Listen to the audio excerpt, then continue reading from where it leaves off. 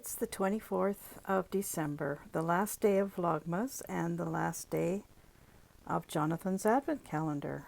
And on this last day, he's going to be opening up some hot chocolate mix, naughty or nice, and his pair of socks that I made him, nice warm winter socks, just the way he likes them. He likes them short like this.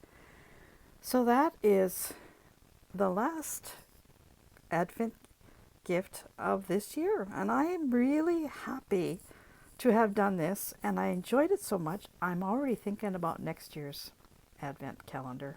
This was a lot of fun. So I hope you enjoyed this little portion of Vlogmas, and think about how you could do one like this one year for someone that you love. It's a wonderful, wonderful way to share your love. Hello, everybody, and welcome back to Erndales. Oh my gosh, it is December the 24th. How did we get here? I remember when I was first thinking about doing Vlogmas, it seemed like such a long time between December the 1st and December 24th. And I wasn't quite sure if I was going to be able to carry on all the way through. I'm so happy that I was able to do that for you. And while I'm on that subject, I really want to say a big heartfelt thank you to each and every one of you who have come by every day and stopped in and spent a few minutes with me. It has made me so happy to bring this to you and to have your response back that you have been enjoying these Vlogmas. Thank you to all the new subscribers for joining. I hope you stick around.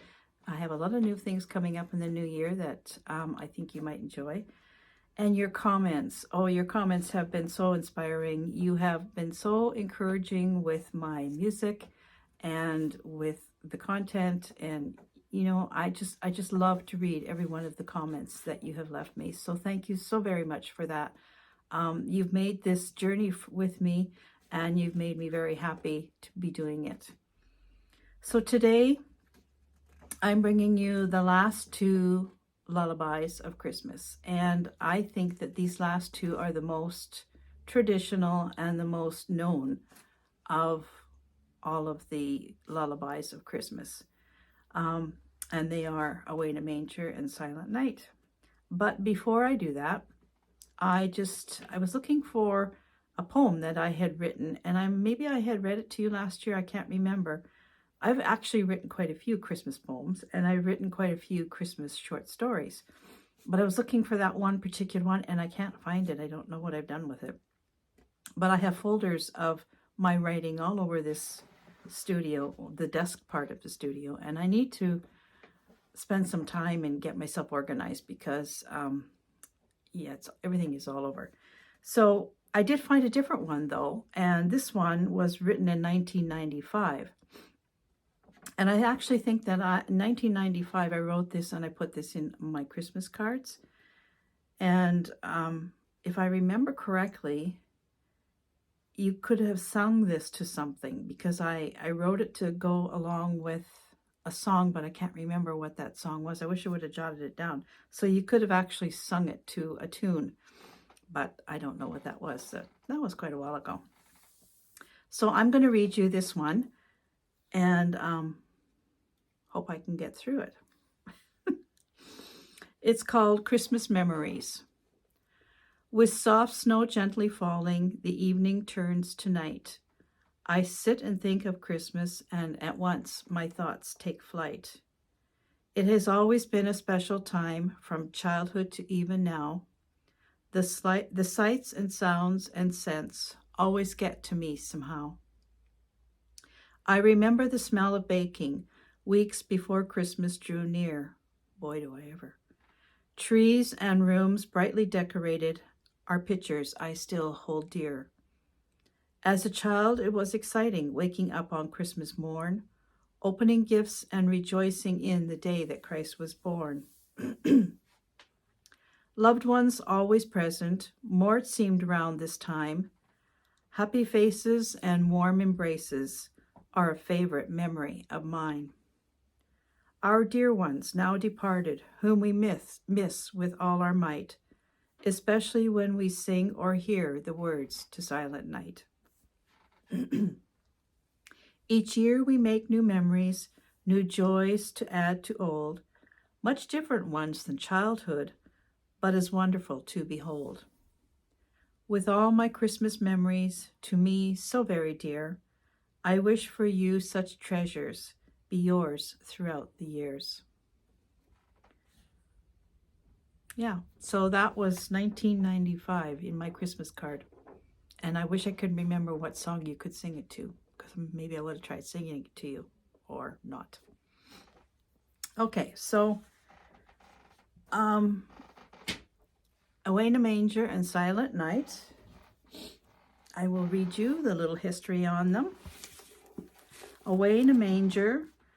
Martin Luther, the German religious reformer, wrote a number of beautiful and stirring hymns and hymn texts, but this sweet lullaby is not among them, although it has been widely credited to him. For reasons of his own, one James R. Murray published this verse in 1887 in a collection of dainty songs for lads and lasses, labeling it Luther's Cradle Hymn, composed by Martin Luther for his children and still sung by German mothers to their little ones, and then adding his own initials JRM to confuse the matter further. The poem, however, was not Luther's or Murray's, but rather was borrowed from a children's Sunday school book published a couple of years earlier in Philadelphia. The origin of the tune used here is also uncertain, although it is possible that Murray was the composer. The words are also often sung to the melody used for the Scottish poem Flow Gently, Sweet Afton. So here is Away in a Manger.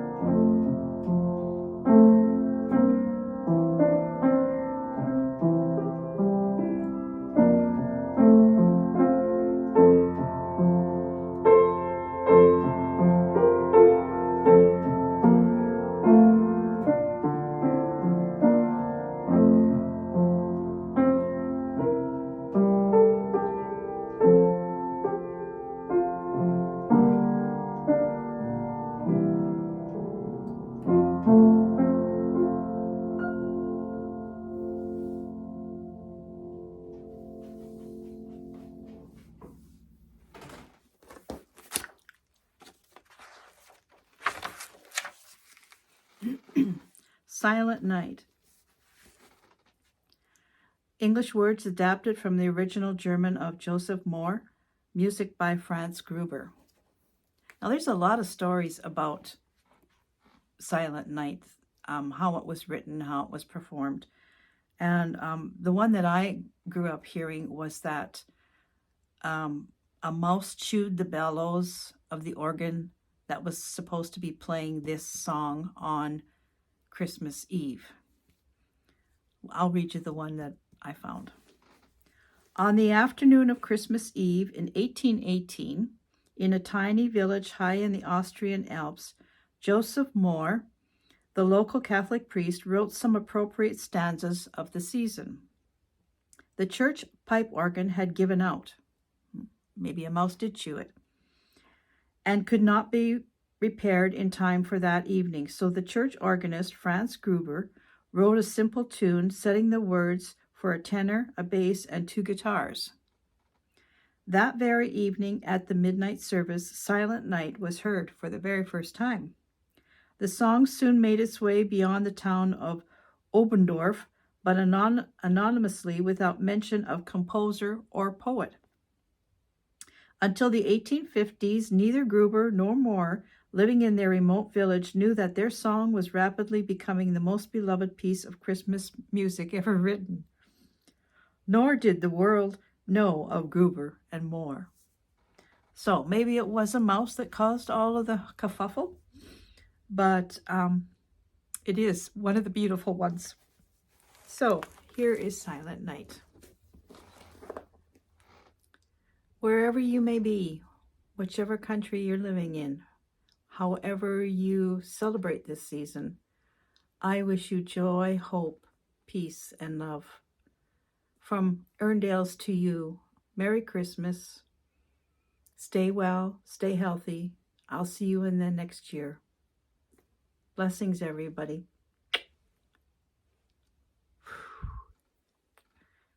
Merry Christmas.